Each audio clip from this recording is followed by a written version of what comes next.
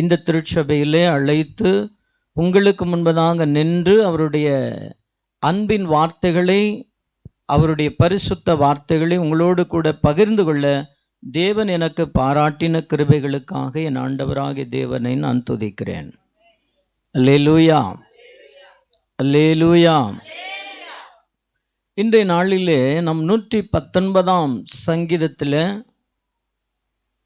சில வார்த்தைகளை நாம் வாசித்தோம்.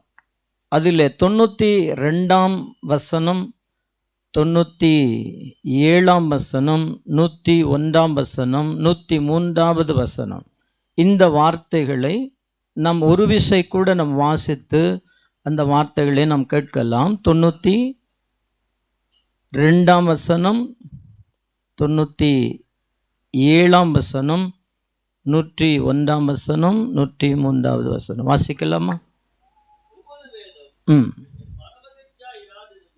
உம்முடைய எல்லாம் படிக்கலாமா? எடுத்துட்டிங்களா? இங்கிலீஷ், கன்னடா, தெலுங்கு, தமிழ், எந்த பைபிள் வச்சிருந்தாலும் படிக்கலாமா?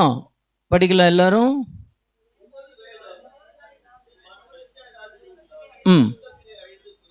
அல்லேலூயா சொல்லுங்க.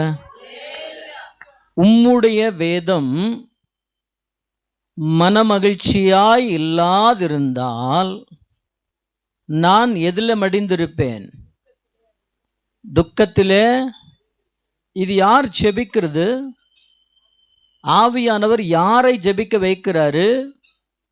ஒரு சங்கீதக்காரனை கொண்டு ஜெபிக்க வைக்கிறார். இல்லை, கவனமாக கேட்கணும், இங்கே பார்க்கணும். பைபிள் படிச்சுட்டே இருக்கக்கூடாது, அதை படிச்சுட்டு கேட்கணும். ஒரு சங்கீதக்காரன் வழியாக ஆவியானவர் பேசுறார். அப்படின்னா ஒரு ஆவியானவர் சங்கீதக்காரனை மறைத்து அவனை ஜெபிக்க வைக்கிறார்.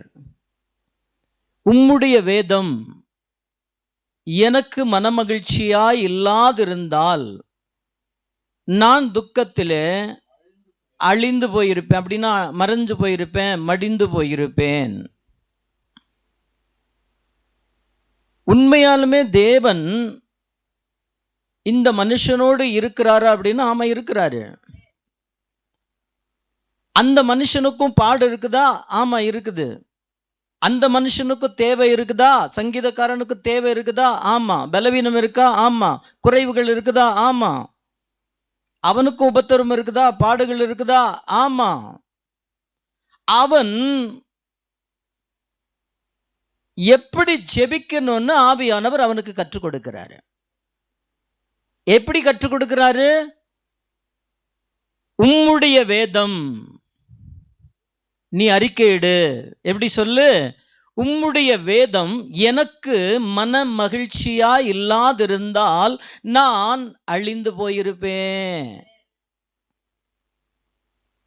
ஆண்டவருடைய பிள்ளையாக, கர்த்தருடைய பிள்ளை என்று சொல்லிக் கொடுக்கிற நமக்கும் பாடுகள், உபத்திரவங்கள், இழப்புகள், ஏமாற்றங்கள், பிரச்சனைகள், போராட்டங்கள், அவமானங்கள், தேவைகள் எல்லாம் இருந்தாலும் நாமளும் எப்படி அறிக்கை செய்யணும்? உம்முடைய வேதம்.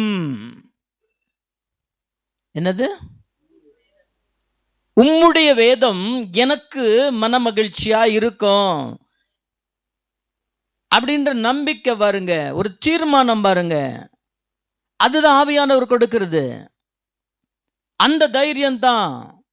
அவங்க இருக்கிறாங்க, இவங்க இருக்கிறாங்க, மருத்துவமனைகள் இருக்குது, மருந்து இருக்குது, டாக்டருங்க இருக்கிறாங்க, அவங்க இருக்கிறாங்க, இவங்க இருக்கிறாங்க, பெரியவங்க இருக்கிறாங்க, அரசியல்வாதிகள் இருக்கிறாங்க, கவுன்சிலர் இருக்கிறாங்க, அவங்க இவங்க நம்பிக்கை இல்லை. உம்முடைய வேதம் எனக்கு என்னதை தரும்?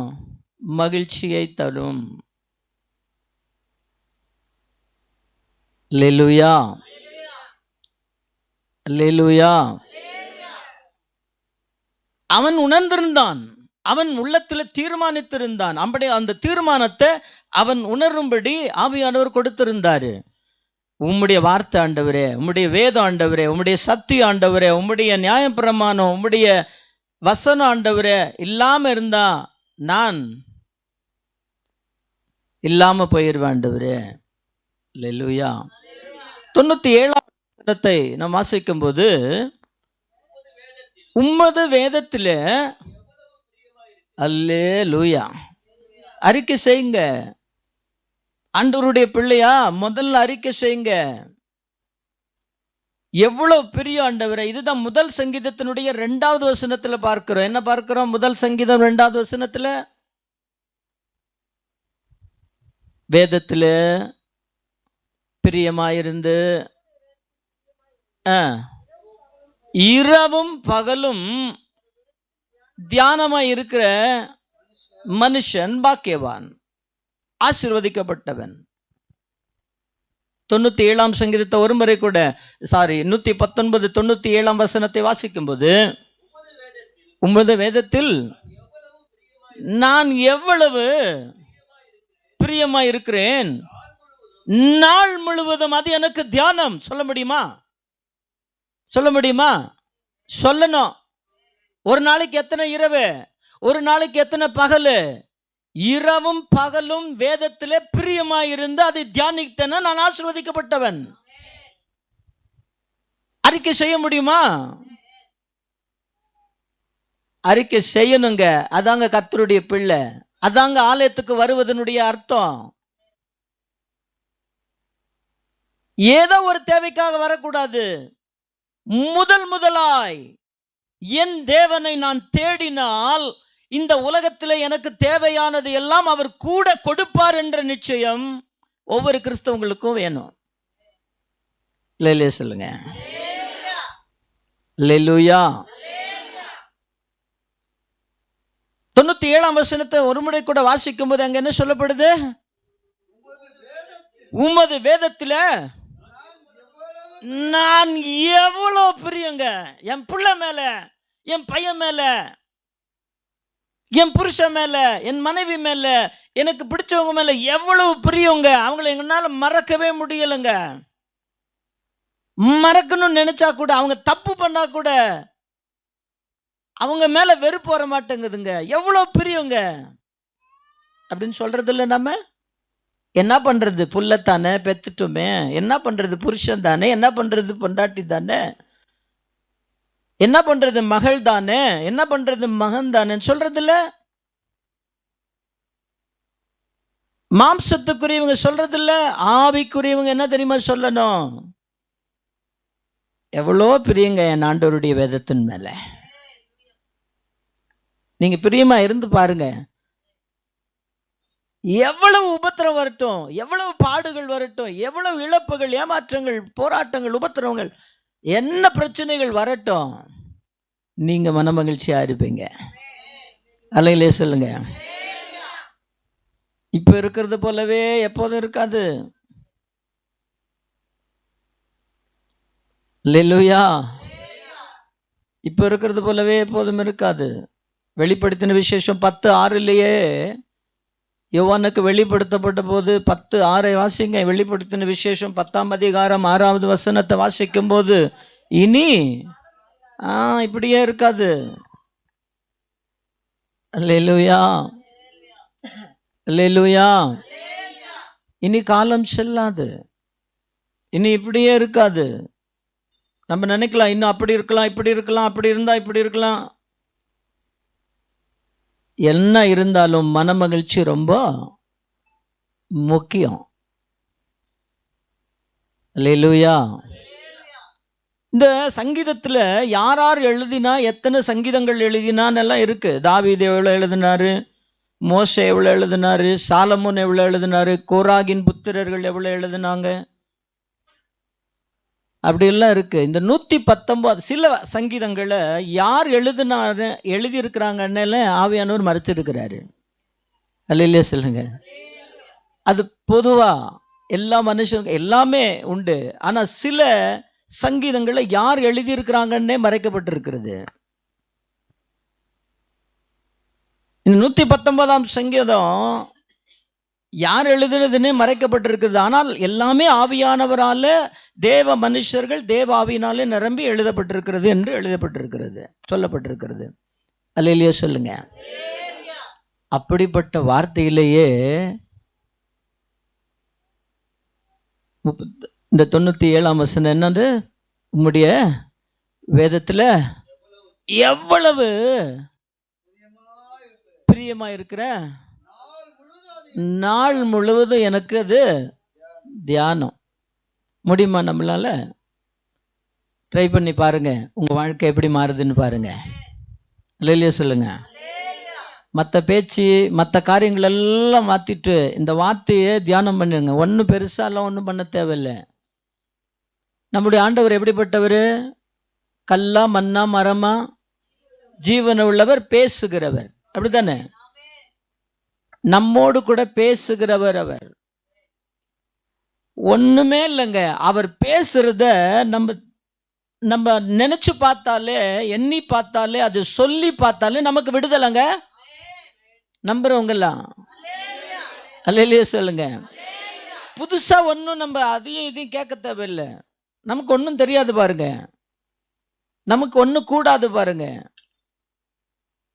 நம்ம எல்லாம் குறைவுள்ளவங்க பாருங்க. என்னதான் போராடினாலும் குறைவுள்ளவங்க தான், தகுதியற்றவங்க தான், பலவீனர்கள் தான், சுகவீனங்கள் வரும் தான் நம்மளுக்கு. அவர் என்ன பேசுறாரோ நம்மகிட்ட அதை உணர்ந்து சொல்லணும், சொல்லி அதவே ஜெபிக்கணும். ஆண்டவரே, இந்த வார்த்தையின்படி இதுக்கு வரை என்ன நடத்தினீங்க, இன்னைக்கு நடத்துங்க, இனிமேலும் நடத்துங்க. போதுமே ஜெபம். புதுசா ஒன்றும் ஜெபிக்க தேவையில்லை நம்ம. இல்லையே சொல்லுங்க. ஆண்டவர் உங்களோட, கர்த்தர் உங்களோடு என்ன பேசுகிறாரோ அந்த வார்த்தையை வச்சு உங்க ஜெபம் இருக்கணும். அதுதான் கிறிஸ்தவ வாழ்க்கை. புதுசா ஒன்றும் நீங்க உருவாக்கி ஜெபம் பண்றதெல்லாம்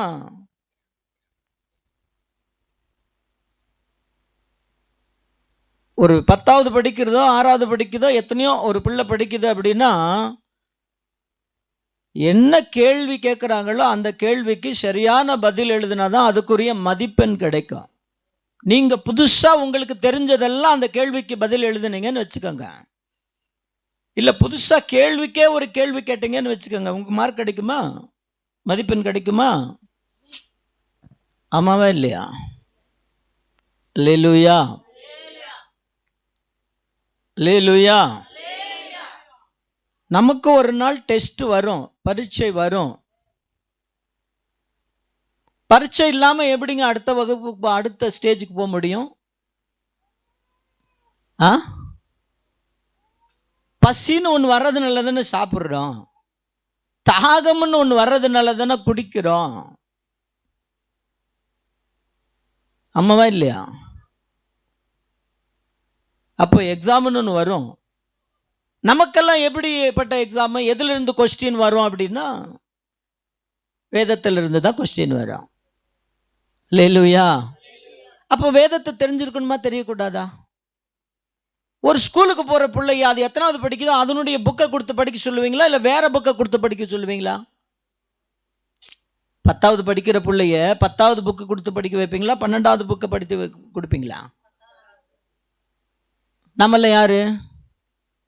கிறிஸ்தவங்க, கிறிஸ்துவுக்குரியவங்க. நம்மளுக்கு கொடுக்கப்பட்ட புக் எது? எத்தனை பேர்த்துக்கிட்ட இருக்குது? எத்தனை பேர் படிக்கிறோம்? எத்தனை பேர் இந்த வேதத்தில் மனமகிழ்ச்சியாக இருக்க விரும்புகிறோம்?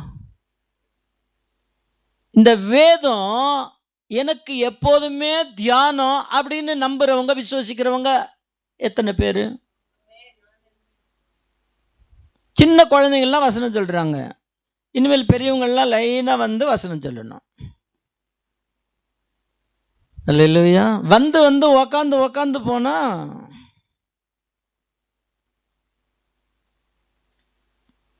அல்லேலூயா. இன்னைக்கு நான் இங்கே நிற்கிறேன் அப்படின்னா எத்தனை ஒரு நாளைக்கு எத்தனை மணி நேரம் கர்த்தருடைய வேதத்தில் நான் தியானமாக இருந்திருப்பேன்னு பார்த்துக்கோங்க. எனக்கு சாப்பாடு தண்ணியை அதெல்லாம் விட வேதம் தான் எனக்கு ரொம்ப பிரியம். எப்போ எந்திரிப்பேன், எப்போ முட்டி போடுவேன், எப்போ ஆண்டவருக்கு நன்றி சொல்லுவேன். அந்த வானத்திற்கும் அந்த வானத்தில் உள்ளவைகளுக்கும், இந்த பூமிக்கும் பூமியில் உள்ளவைகளுக்கும், சமுத்திரத்தில் உள்ளவைகளுக்கும் எல்லாத்துக்கும் நன்றி சொல்லி எனக்கு கொடுத்த அம்மா அப்பா கூட பிறந்தவங்க நண்பர்கள், எனக்கு 1வது வகுப்பில் எனக்கு பாடம் சொல்லி கொடுத்த டீச்சர்லேருந்து, என்னோட பழகின நண்பர்கள்லேருந்து எல்லாத்துக்கும் நன்றி சொல்லி எனக்கு தோத்திரம் சொல்லி ஆண்டவருக்கு நன்றி சொல்லி சில வேளையில் அப்படியே என்னையும் ஒப்பு கொடுத்து என்னை இப்படியெல்லாம் இருந்தனே என்னை இப்போ என்னை வழி நடத்தினீங்களே, என்னை பாதுகாத்தீங்களே, என்னை தப்பு வைத்தீங்களேன்னு சொல்லி நன்றி சொல்லி அப்பா பேசுங்கப்பான்னு என்னை வெறுமையாக்கி உட்காரும் போது ஆண்டவர் என்னோடு பேசுவார். அல்லேலூயா. நிறைய பேர் உக்காந்தோன்னா அப்படியே எடுத்தோன்னா அப்படியே கிளி ஜோசிய மாதிரி அப்படியே அப்படி பார்க்கறது, ஒரு வசனம் பார்க்கறது, மூடி வச்சிடுறது. ஏற்கனவே இது நமக்கு தெரிஞ்ச வசனம் தானே, அப்புறம் இன்னொன்று படிக்கிறது. அப்படிலாம் இல்லை. ஆதி ஆகமத்திலேருந்து புரியுதோ புரியலையோ, படிக்க படிக்க படிக்க படிக்க சிலதெல்லாம் புரியாது, சிலதெல்லாம் தெரியாது, சிலதெல்லாம் என்னன்னே, எதுக்கு அதெல்லாம் எழுதியிருக்கிறாருன்னே தெரியாது. ஆனால் புரிய வேண்டிய நேரத்தில் புரியும். படிக்க வேண்டிய நீங்கள் படிக்கணும். அல்லேலூயா, அல்லேலூயா.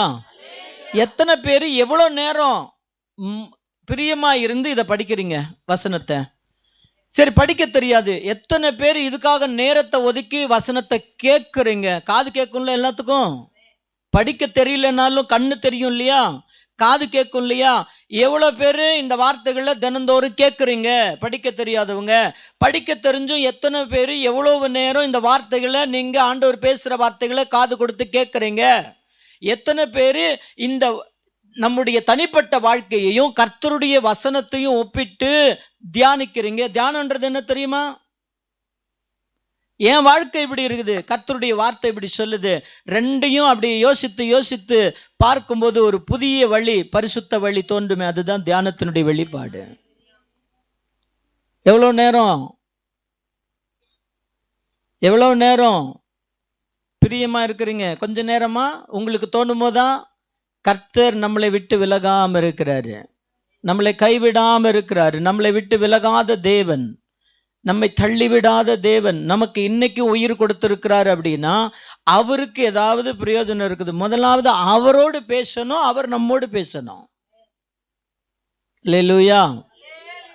அது என்ன பாஷை உங்களுக்கு புரியுதோ அந்த வேதத்தை எடுத்து நீங்கள் படிக்கும்போது உங்களுக்கு புரிஞ்ச பாஷையிலேயே அவர் பேசுவார். அதுக்கெல்லாம் வழிவாசல்களே இந்த நாட்களில் அவர் திறந்து கொடுத்துருக்கிறாரு.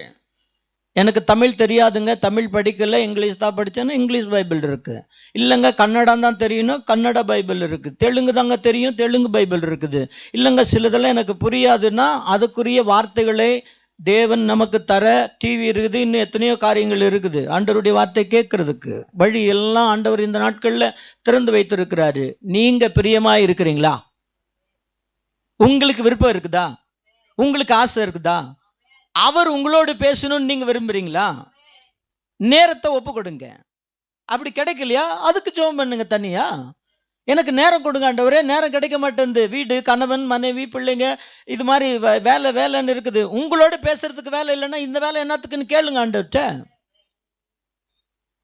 அல்லேலூயா, அல்லேலூயா, அல்லேலூயா. 101ஆம் சங்கீதம்.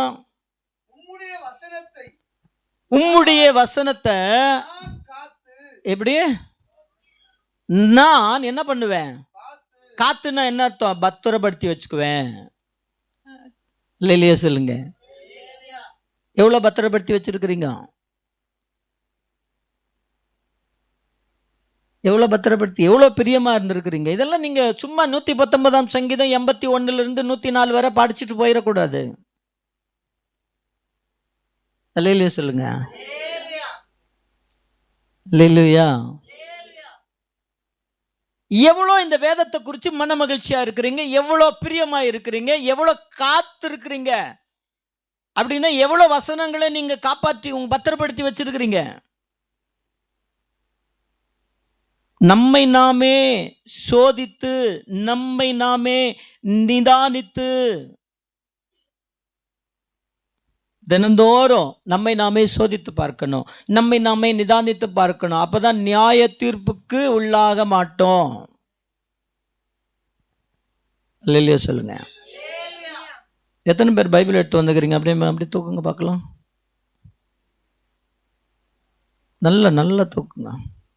ஒரு சிலர் பைபிள் இல்லாமல் வந்திருக்கிறோம், இல்லாதவங்க ஓகே. இப்போ எவ்வளோ நேரம் ஒரு நாளைக்கு பைபிள் உட்காந்து வாசிக்கிறீங்க?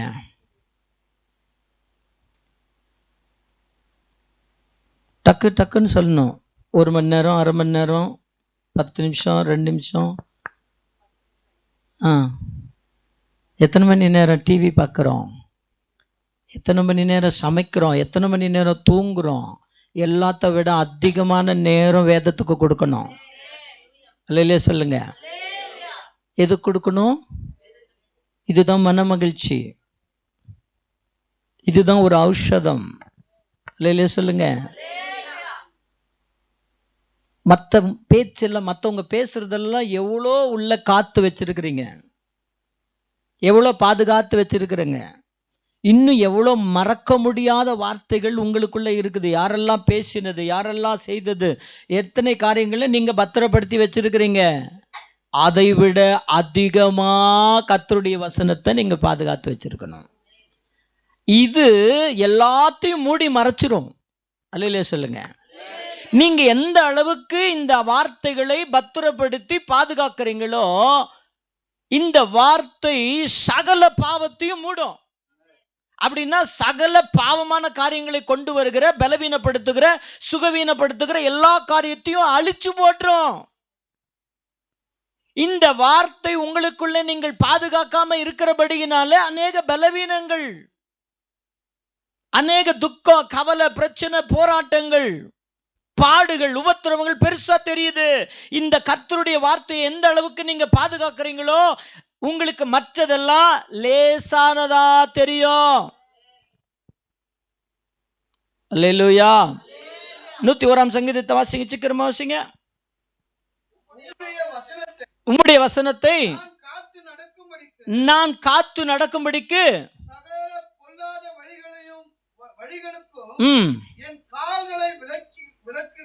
அல்லேலூயா. 103ஆம் சங்கீதத்தை வாசிங்க, 103ஆம் வசனம்.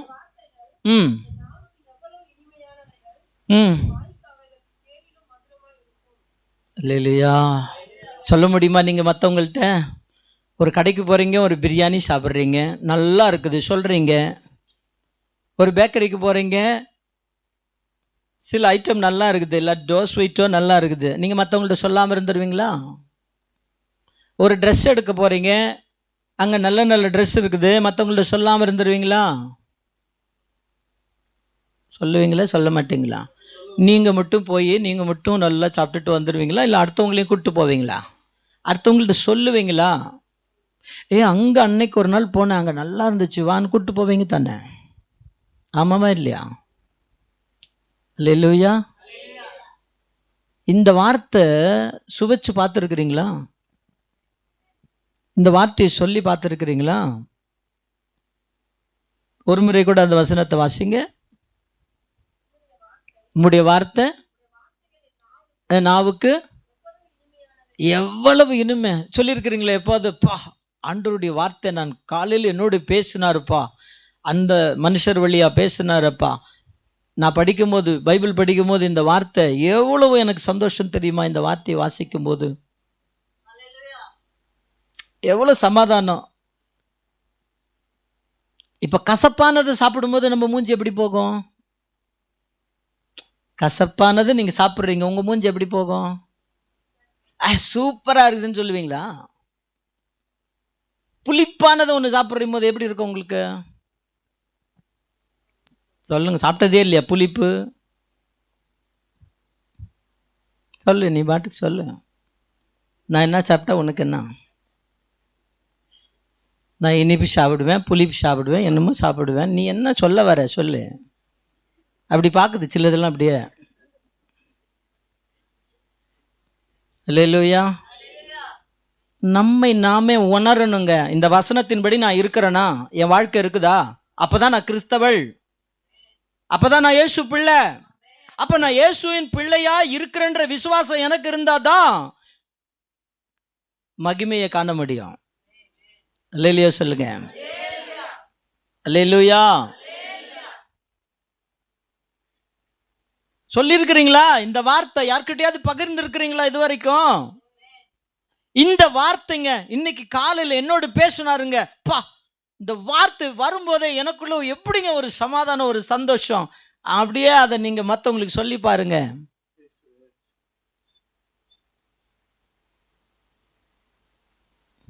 நாவுக்கு எப்படி இருந்துதான்? இனிமையா. எப்படி? தேன் அதை விட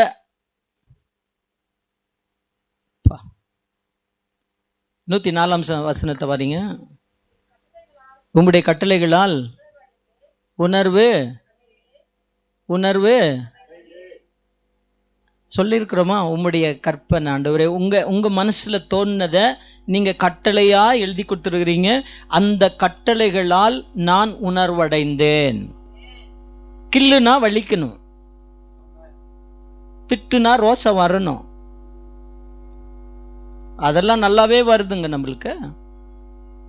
அல்லேலூயா. கில்லுனாலும் வலிக்கலன்னா அப்படியே இருந்தா என்னது? உணர்ச்சியே இல்லை, அது செயலிழந்து போயிருக்குது அந்த இடம். வசனத்தை கேட்டும் கேட்டும், கற்பனைகளை நம்ம கேட்டும், கற்பனைகளை கட்டளைகளை நம்ம கேட்டும், ஆண்டவருடைய வார்த்தை கேட்டும் கேட்டும் உணர்வடையிலன்னா ஜடம். அப்படியே வந்து வந்து உக்காந்து போறதுக்கு என்னத்துக்கு வரணும்? சிலதெல்லாம் முறைக்குது, சிலதெல்லாம் அப்படியே குனிஞ்சத்தெல்லாம் மேலே நிம்மறவே இல்லை, என்னை பார்க்கவே பிடிக்கல போல் தெரியுது. அல்லேலூயா. உணர்வு இருக்குதாங்க. கில்லுனா வலிக்குதாங்க. அப்படின்னா உணர்வு இருக்குது இல்லை? கர்த்தருடைய வார்த்தை வரும்போது உங்களுடைய ஆத்துமாவில் உணர்ச்சி வருதா இல்லையா? உணர்வடைறீங்களா இல்லையா? ஏன் அப்படி ஜெபிக்க வைக்கிறாரு தெரியுமா? அந்த வசனத்தை 104 வசனத்தை மாதிரி படிங்க. உம்முடைய கட்டளைகளால் உணர்வடைந்தேன், ஆதலால். அல்லேலூயா. இப்படிப்பட்டவங்களை தான் கர்த்தர் தேடுகிறாரு. எப்படிப்பட்டவங்களை கர்த்தர் தேடுறாரு?